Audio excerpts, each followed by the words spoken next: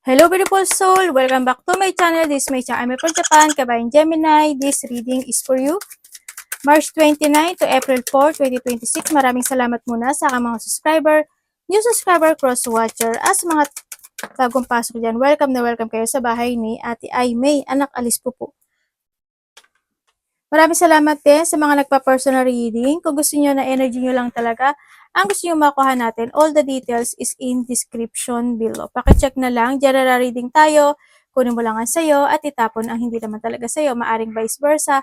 Energy mo, energy ng person mo, energy ng malapit sa puso mo, nangyayari, or mangyayari pa lang. Use your own intuition, lawakan niyo inyong isipan, ano man ang gender mo, ano man ang edad mo, lagi niyong tatandaan na wala sa baraha ang kapalaran ng tao. Gemini, kayo pa rin ang makapagpapabago nito. Gawin yung guide, yung mga warning, hindi yung negative. It's a warning para magkaroon kayo ng idea, awareness, action, change of decision, o pwede nyo maiwasan, at iba pa. Pero kung gusto mo talaga na positive lang, hindi ito channel na to para sa'yo kasi nagsasabi ako ng warning sign. Pero please try to analyze a reading kasi pwedeng ito is makatulong sa inyo para magkaroon ng positive outcome than sa i-reverse nyo to ha, i-reverse nyo. Than sa nakakarinig kayo ng positive tapos hindi nyo alam kung ano yung outcome. Oo, nakakapag-motivate pero hindi mo alam kung ano yung magiging outcome. Pero it's your choices, no? Kayo pa rin naman ang mamimili niya. Pero tayong Scorpio, Gemini, Aries, Capricorn, and Virgo. May mga sitwasyon ka daw na gusto mong panindigan or gusto mo aksyonan or maybe there's a desired situation ako na nakikita sa iyo. You want to structure something into your life but nagkakaroon dito ng delay. Siguro nahandoon sa point na either nalilimitahan ka or nahandoon sa point na pinagpapaliban mo siya or nahandoon sa point of nagkakaroon ka pa ng pagsisiyasat doon sa sitwasyon na yon. Nagkakaroon ng mga pag-iisip o malalim na pag-iisip, you feeling drained sometimes sa iba sa inyo, andun yung point na nagkakaroon ng mga reflection from the past situation or yung iba sa inyo is feeling emotion in some aspect of your life. There's an enemies ako or may enemy ka, Gemini, sa nakikita ko sa iyo dito, nagkakaroon ng mga obstacle or blockage in some aspect of your life, kung maghahandon din yung challenge. Andun yung may tao rin ako nakikita na matigas ang ulo, mataas ang ego, or nahandun yung point na may kayo sa kape. Yun, handun din yung point na may tao na magaling magsalita pero hindi dapat paniwalaan, no? Sana hindi ikaw ito, Gemini, but may taong ganon. Magkakaroon ng mga conflict or debate. Pwedeng malaki o maliit itong sitwasyon na to. No, pwedeng magkakaroon ng mga ganong conversation or there's a hard work situation ako na nakikita sa'yo, andun na yung point of abusing. Ibig sabihin, either aabusuduhin mo yung sarili mo in some aspect of your life kasi ang dami mong hard work na ginagawa or something, ewan ko ano ginagawa mo. Pwedeng ganon o kaya naman is pwedeng may mga tao na aabusuduhin ka or aabusuduhin mo. Pwedeng na doon sa point na yun, ano. And may mga papers and documents din ako na nakikita sa iyo. Siguro may mga asikasuhin ka or dapat asikasuhin kung saan aspeto ng buhay mo yan. So, iba dito, there's a government situation or mga official building, pwede mga bahay, lupa, mga ganyan. Or may mga tao na mas mataas sa'yo or mataas na tao. Pwede sa mga ano yan, pwede mga magulang, pwedeng boss, pwedeng karelasyon, o kaya mataas na tao, no? Yan, na maaring magkakaroon kayo ng hindi pagkakaunawaan. Ganyan. May hindi pagkakaunawaan kasi, ako nakikita sa iyo. May madi-delay or may delay or may i-delay. Someone's putting a boundaries. May separation, ano? Maraming klase ang separation. Pwedeng separation of separation. Pwedeng separation of pag-iwas. Pwedeng separation of paglayo, pagkakaroon ng distance, or iiwas muna, mga ganong sitwasyon. Yung mga ganong sitwasyon, ano. And nandito rin yung point na may mga pinag-aaralan yung iba, or nag-aaral ka, o may gusto kang pag-aralan. Hando yung tears of knowledge din yung iba, para may mga nire-research kayo, or may mga inaalam. Alam mo ba na may tao dito na masyadong mysterious? May taong masyadong mysterious, may tao na may secret. Huwag kang masyado magpapaniwala, ano, sa nakita ko ito kasi may tao na untrustworthy or hindi siya pwedeng pagkatiwalaan, there's a cheating, ako nakikita, pwedeng ikaw ito or someone na mga nakakausap mo. Dito sa sitwasyon mo, pwedeng may mga tao na lilinglangin ka, may pangliling lang kasi. Ingat na lang din. May ano, no, may matalinong tao. May tao talaga ang galing niya magsalita. Hindi ko alam bakit. Ang galing niya magsalita, pero hindi totoo. Or pwede nagsasalita siya na hindi bukal sa kanya. Well, hindi rin naman totoo pala. Ganun din. Pero parang salita niya. Kumbaga siguro na doon sa point na inaalam niya talagang maigi yung sitwasyon bago siya magsalita. Kasi magaling siya magsalita eh. Pero lahat yun hindi totoo.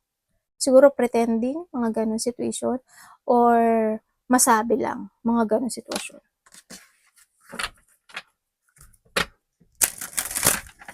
Meron din ano, no, parang pangaakit, parang mga ganun. Baka makita kayo ng ahas. Yan, baka may mga ahas sa buhay nyo, ganyan. Tingnan natin. Energy ni Gemini.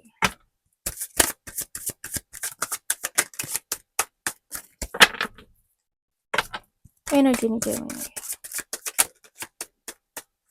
Ayaw lumabas. Wala ka atang energy, joke. Wala ka atang energy, sabay ka na.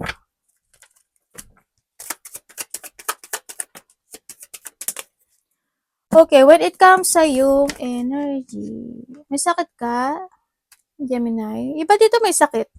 Parang ang low. Hindi ko alam kung masakit ba katawan mo, kasukasuan mo, buto-buto mo, or may ubo, sipon, lagnat, masakit ba throat mo, ganyan. Medyo ang low kasi nung energy mo, no? Yun. Pwedeng sa iba dito is nandun sa point of, may mga time siguro na napanghihinaan kayo ng loob. O kaya naman may mga time na hindi kayo makapag-desisyon talaga, baka may hinihintay pa kayo. Diba? Baka tumatiming pa kayo, mga ganong sitwasyon. Sa iba sa inyo, nandun yung point na maybe you're thinking about negativity, or may tao or may sitwasyon na makapagbibigay to think you a negativity, pwedeng nandun sa point na yon. Ganyan. Sa iba dito, may mga depression situation, ano? Yeah, may mga sitwasyon na parang ayaw mo nang umasa, or hindi ka naaasa, mga ganon. Akong nakikita sa iyo. Nandun din yung point of energy na there's a lack of control, or nandun yung pagpapaliban. Hindi ko alam in what way sa'yo. May mga pagpapaliban, lack of control, or lack of discipline ka, no? Sa ibang aspeto ng buhay mo. Kung saang aspeto ng buhay mo yan.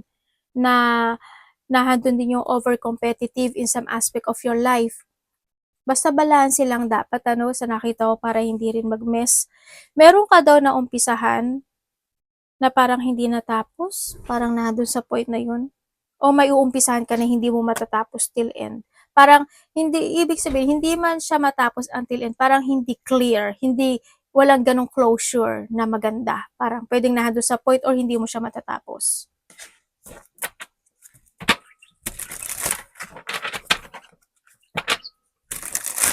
Tingnan natin parating sa'yo. Parating kay Gemini.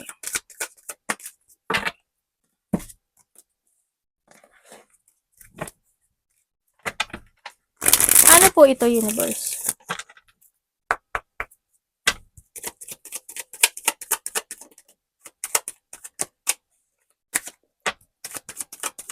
Parating sa iyo. Okay. Ay, Trio of Swords. Okay, parating sa iyo. Parating sa iyo, Gemini. Ang nakikita ko sa iyo dito is may mga unexpected situation.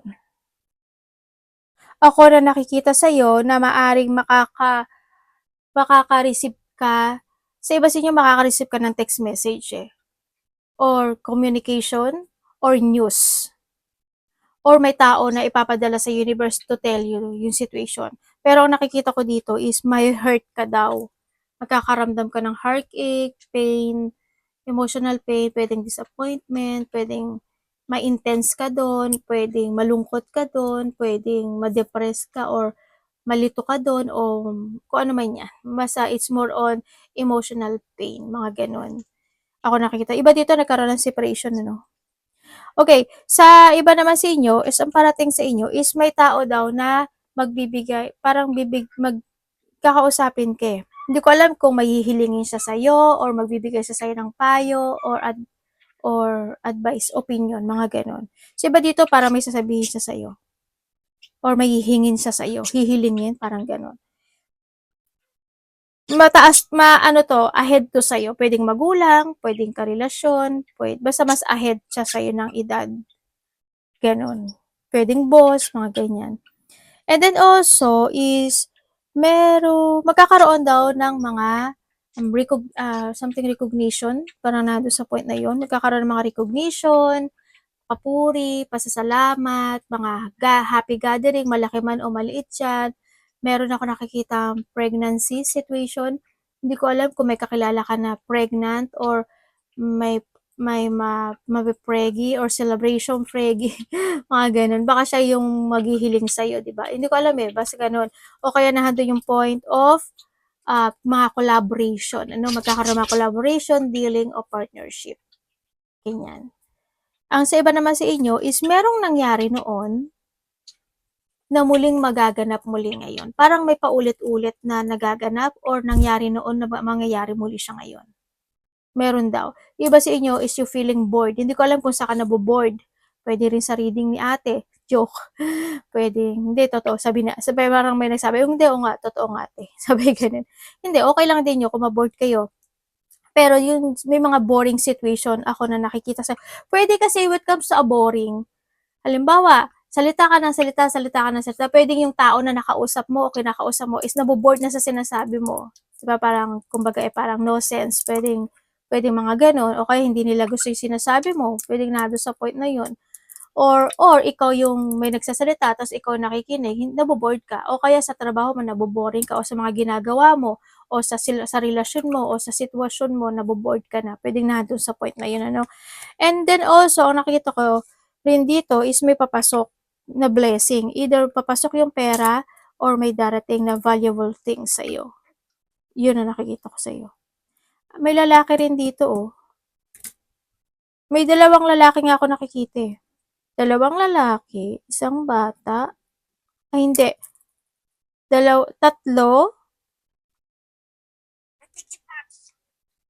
1, 2, 3, 4, 4 yung matanda, tapos siguro 3 bata, ganyan, may nakita ako dito. Hindi ko alam kung kaibigan mo siya or sino to, connection to sa'yo. Yun ang iba sa inyo, yun ang nakikita ko sa'yo. Iba dito magkakaroon ng mga pag-aayaan, no? Halimbawa, aayain ka ng kaibigan mo or mag-aaya ka, chill-chill tayo, ganyan, kain tayo sa labas, coffee tayo. May mga mag-chill-chill. Anak, baba kaya muna kaya? Kasi nag-aano si mami. Love ni Gemini. Energy reading tayo, ha? Kamusta po ang love ni Gemini?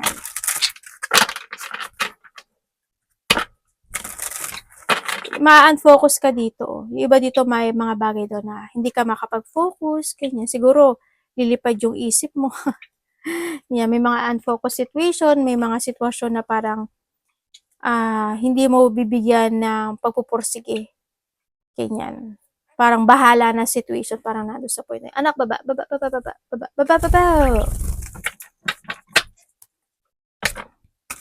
Love.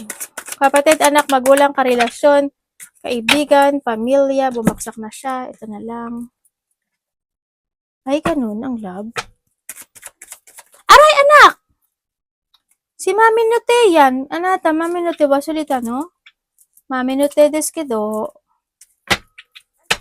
Naglalaro sila, dinadamay ako. Love. Chito mate.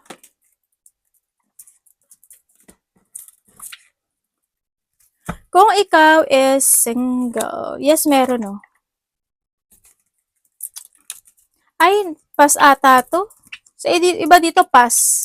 Sa mga single naman dyan, maghintay ka lang daw. Patiently waiting.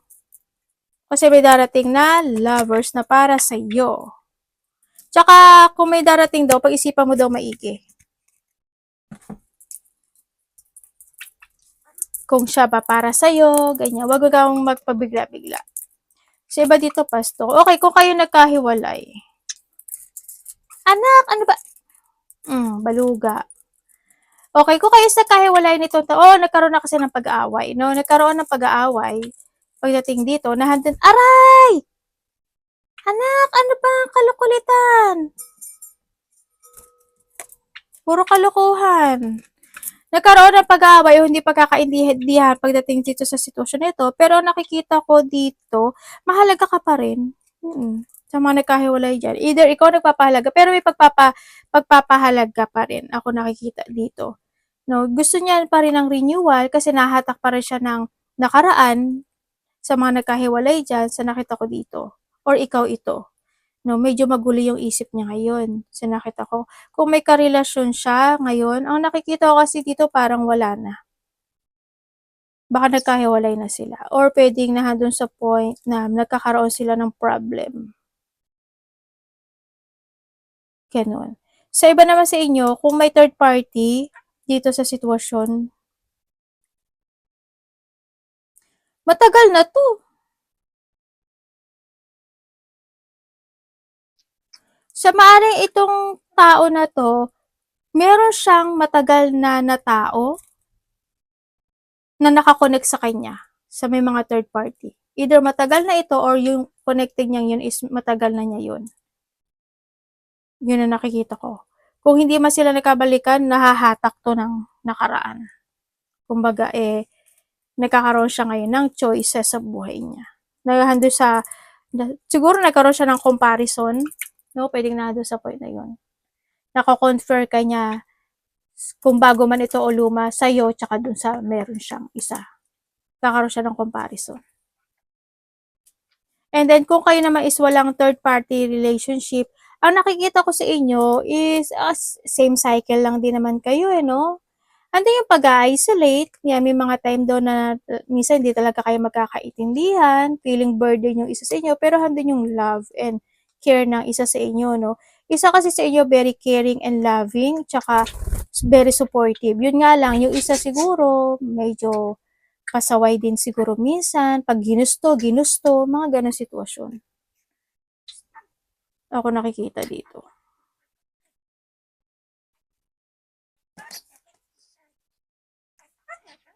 So, iba dito, ano to? Sobrang stress. May boundaries na kasi yung iba. No? Pero kung may third party kayo, kayo lang makakaalam niya kung ano gagawin niyo sa buhay niyo. If you want to stay, or gusto mo pa bang mag-fighting dito sa sitwasyon?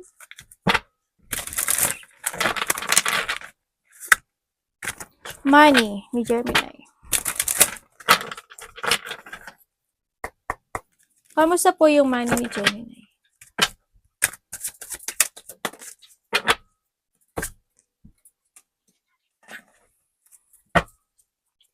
Ano po yun?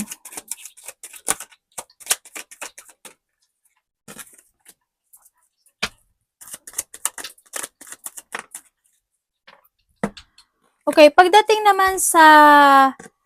sa pera mo, Gemini, nandun naman din yung point of paninindigan. Yun nga lang, syempre, medyo, siguro minsan, stagnant kasi itong pera mo, no? Hindi pa ganun talaga na nag-growth. Pero as long as maninindigan ka at mag-iipon ka talaga at pag-iisipan mo talaga yung pera mo and think to the future at magiging more on aware ka, mas magiging good daw yon ang sabi dito. You need to value your money rin dito sa situation, and you need to trust to your intuition. And yung iba naman sa inyo is something na need nyo daw i-fix yung situation nyo sa pag-handle ng pera, yung iba ganun. Something need to fix. Sa iba naman sa inyo, may magkakaroon ng mga, kasi iba dito uncontrolled yung situation, Kaya sinasabi rin siguro na kailangan yung i-fix yung situation mo. Kailangan mo rin na protektahan or sometimes talaga manindigan ka na na mag-ipon talaga ng pera sa nakita ko dito. Iba sa inyo, nagagamble ba kayo? No? Or tumigil ka na? Iba ganun.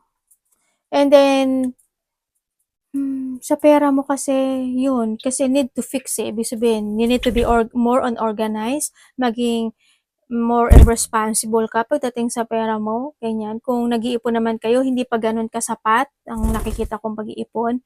Minsan daw, may matigas ang ulo talaga, no? Yan, stuck kasi siya sa nakikita ko dito. Maaaring magkakaroon ng mga tampuhan o puot o galit pagdating sa pera. Ganun ang sabi dito. Baka magkaroon lang ng konting discussion, mga ganyan, na hindi maintindihan o hindi magkaintindihan, mga ganun sitwasyon. Magkakaroon daw ng ganun. Arigato namaste, God bless.